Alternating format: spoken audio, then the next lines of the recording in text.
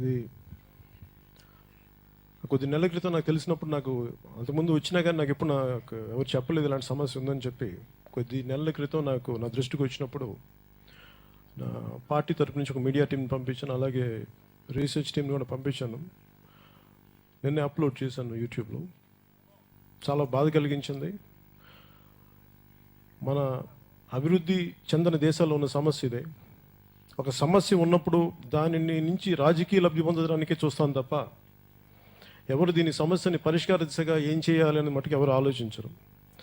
దుర్గాప్రసాద్ గారు లాంటి వ్యక్తులు, కృష్ణమూర్తి గారు లాంటి వ్యక్తులు అనేక విధాలుగా పార్లమెంట్కి వెళ్ళి అందరికీ సమస్యను సబ్మిట్ చేసినా కానీ వాళ్ళ దృష్టికి తీసుకెళ్ళినా కానీ దీన్ని ముందుకు తీసుకెళ్ళలేకపోయారు ఎవరు. కాకపోతే వాళ్ళు ఇప్పుడు మేము జనసేన పార్టీ తరఫున నేను చేయబోయేది ఏంటంటే, ఇదేదో నేను నిజంగా ఇందాక మనస్ఫూర్తిగానే చెప్తున్నాను, నేను రాజకీయాల్లోకి వచ్చింది ప్రజా సమస్యల్ని ఎంతసేపు ప్రజల్ని ఓట్ బ్యాంక్గానే చూసి ఓట్లు వేయించుకొని మర్చిపోయే విధానం కాకుండా నిజమైన ప్రజా సమస్యలపైన ప్రజాప్రతినిధులు కానీ పార్టీలు కానీ దృష్టి పెట్టి వాటిని సమస్యకి ఎలా పరిష్కారం కనుగొనాల దిశలోనే జనసేన పార్టీ ఆలోచన విధానం ఉంటుంది. అందుకే నేను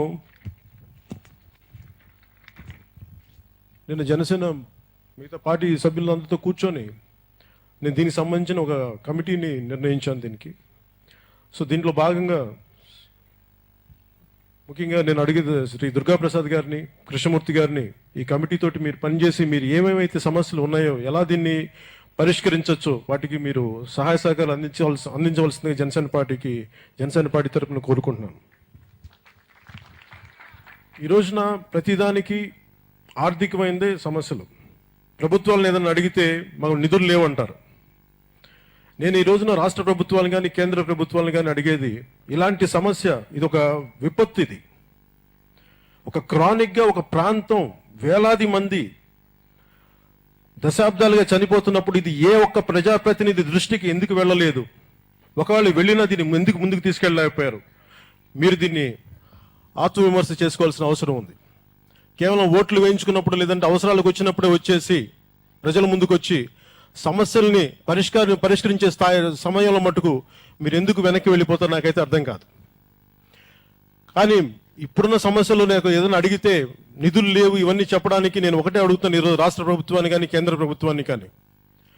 కేంద్ర ప్రభుత్వం డిమానిటైజేషన్ అని చెప్పి ఈ రోజున మీరు డబ్బులంతా మీరు ప్రజల దగ్గర నుంచి తీసుకొని మీ బ్యాంకుల్లో వేశారు. సో మీకు బోల్డంత డబ్బు ఉంది ఈ రోజున. అలాగే రాష్ట్ర ప్రభుత్వం దీని డిమానిటైజేషన్ సమర్థించిన రాష్ట్ర ప్రభుత్వానికి కూడా పుష్కలంగా నిధులు ఉన్నాయి. ఈ రోజున స్టేట్ మెడికల్ బడ్జెట్ దాదాపు 6,000 కోట్ల దాకా ఉంది.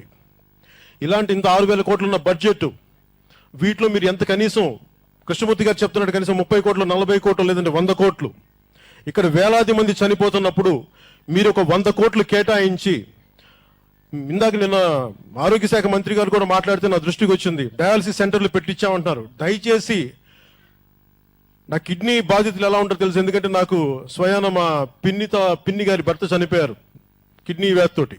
సో ఆ బాధ ఎలా ఉంటుందో నాకు తెలుసు.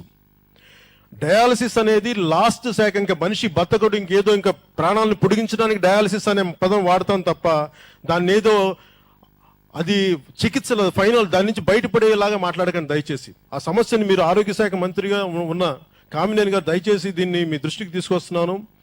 ఇది చాలా ఘోరమైన విపత్తు. మీరు ప్రత్యేకించి ఈరోజు నేను తెలుగుదేశం ప్రభుత్వాన్ని అడిగేది ఏంటంటే, మీరు ఒక ప్రత్యేకమైన కమిటీని వేయండి. ఉద్దానం కిడ్నీ సమస్యకు సంబంధించి మీరు ప్రత్యేక కమిటీ వేయండి.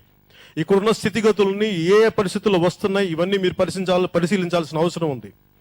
అలాగే నిధులు 100 కోట్లు కేటాయించండి. ఇక్కడ 3 రకాలుగా ఉంది. ఒకటి, మొదటి దశలో స్క్రీనింగ్ స్థాయిలో ఎన్ని గ్రామాలు ఎఫెక్ట్ అయినాయి, ఎంతమంది ప్రజలు దీన్ని బారిన పడ్డారు, వాళ్ళకి తక్షణంగా మీరు ఇవ్వగలిగేది, మీరు ఇమీడియట్ మెడికల్ రిక్వైర్మెంట్స్ ఏమి ఉన్నాయి మెడికల్గా వాళ్ళు ఫస్ట్ అవి చేయాల్సింది. 2, దీంతో పాటు రెండవది మీరు చేయాల్సింది అసలు ఎందుకు వస్తుందని చెప్పి అంతర్జాతీయ స్థాయిలో ఇందాక సౌత్ అమెరికాలో ఉన్నాయని చెప్పారు, అలాగే శ్రీలంకలో ఉందన్నారు, అలాగే ఇప్పుడు మన భారతదేశంలో ఉద్దానంలో ఉంది. ఇంత అంతర్జాతీయంగా చాలా అతి తక్కువ మంది అతి తక్కువ స్థానాల్లో ఎక్కువ మంది ఎఫెక్ట్ అవుతున్న ఈ జబ్బుని కేంద్ర ప్రభుత్వం కానీ రాష్ట్ర ప్రభుత్వం కానీ దీన్ని గుర్తించి దీని ఆవశ్యకతను గుర్తించి దీనిని మీరు సైట్ చేయకపోతే చాలా ఘోరం చేసిన వాళ్ళు అవుతారు మీరు. ఎందుకంటే నేను ఈరోజు రాష్ట్ర ప్రభుత్వాన్ని కూడా నేను అడిగేది, మీరు పుష్కరాలకని చెప్పి ఇన్ని 100 కోట్లు ఖర్చు పెట్టగలరు, లేదంటే క్యాపిటల్ కోసం అని చెప్పి అన్ని వేల కోట్లు ఖర్చు పెట్టగలరు, కానీ ఉద్దానం ఇక్కడ మనుషులు చనిపోతున్నప్పుడు, పిల్లలు అనాథలు అవుతున్నప్పుడు మటుకు మీ దృష్టికి రాకపోవడం చాలా బాధ కలిగిస్తుంది, చాలా బాధ కలిగిస్తుంది. ఒకవైపు రాష్ట్రం విడిపోతున్నప్పుడు ఒక్క తూర్పాంధ్ర నుంచి కానీ ఏ ఒక్క ప్రజాప్రతినిధి కూడా ఈ ఉద్దానం సమస్యని జాతీయ స్థాయిలోకి దృష్టిలో తీసుకెళ్లలేదు. ఎంతసేపు ఆంధ్ర అంటే డబ్బులు ఉన్నాయి, బోల్డ్ అంత ఆ సమస్యలు మాట్లాడతారు, కానీ మన తూర్పాంధ్ర ఇంత వెనకబడిపోయింది, శ్రీకాకుళం ఇంత వెనకబడిపోయింది, జబ్బులు బారిన పడి మనుషులు చనిపోతున్నారు, పిల్లలు అనాథలు అవుతుంటే కూడా దీన్ని ఏ ఒక్క ప్రజాప్రతినిధి దృష్టికి తీసుకెళ్లకపోవడం, కేంద్ర ప్రభుత్వంలో కానీ పార్లమెంటు స్థాయిలో కానీ దీన్ని మాట్లాడకపోవడం నిజంగా చాలా దుఃఖించాల్సిన అవసరం ఉంది. దీన్ని మీరు నిజంగా ప్రజల కోసం మీరు ఉన్నారు, ప్రజల వల్ల మీరు ఎన్నికయ్యారనుకున్నప్పుడు మీరు దీన్ని నిర్లక్ష్యం చేయడం, దీన్ని ఖచ్చితంగా జనసేన ఖండిస్తుంది. అలాగే ఈరోజు రాష్ట్ర ప్రభుత్వాన్ని నేను కోరుకునేది ఒకటే, జనసేన పార్టీ తరఫున నేను ఒక ప్రత్యేకమైన కమిటీ వేస్తున్నాను. ఈ కమిటీకి సంబంధించి మా పార్టీలో పని ఉన్న ముఖ్యుల్లో ఒకళ్ళైన డాక్టర్ హరిప్రసాద్ గారు, అలాగే సందీప్, ఇంకా మిగతా నాకు డాక్టర్ అశోక్ యాదవ్, సో వీళ్ళు ఇలా ఒక 5 మందితో కలిపి, అలాగే డాక్టర్ హరిప్రసాద్ గారు, డాక్టర్ కృష్ణమూర్తి గారు సూచనలు తీసుకుంటూ రాష్ట్ర ప్రభుత్వానికి, కేంద్ర ప్రభుత్వానికి దీన్ని ఎట్లా ముందుకు తీసుకెళ్ళాలి, ఈ సమస్యలకి పరిష్కారం ఎలా చేయాలి అని చెప్పి మేము వాళ్ళ తరపున పనిచేసి రాష్ట్ర ప్రభుత్వానికి నేనే స్వయంగా తీసుకెళ్లి ఉద్దాన సమస్యని ముఖ్యమంత్రి గారికి, కాకపోతే ఇది నాకు చేయడానికి ముఖ్యమంత్రి గారి దృష్టికి తీసుకెళ్ళడానికి నెక్స్ట్ ఒక ఇన్ని రోజులు పడుతుందంటారు మీకు ఒక సమగ్ర రిపోర్ట్ ఇవ్వడానికి. ఒక 15 రోజుల్లో రిపోర్ట్ మా చేతికి వచ్చిన తర్వాత నేనే స్వయంగా ముఖ్యమంత్రి గారి దగ్గరికి, అలాగే ప్రజాప్రతినిధుల దగ్గరికి నేను స్వయంగా దీన్ని తీసుకెళ్తానని మీకు సభాముఖంగా తెలియజేసుకున్నాను.